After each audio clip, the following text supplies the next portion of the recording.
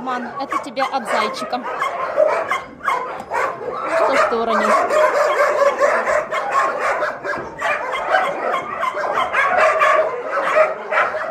Бери, дружочек, бери.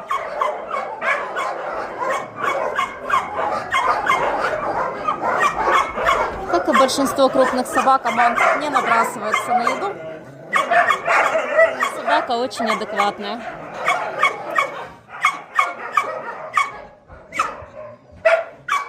Иди, Аманчик, иди ешь.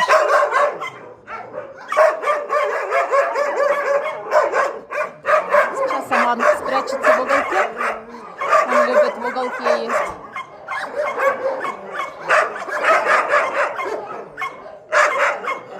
О, дружочек ты. Будь здоров. Какой же ты красивый пес, Аман.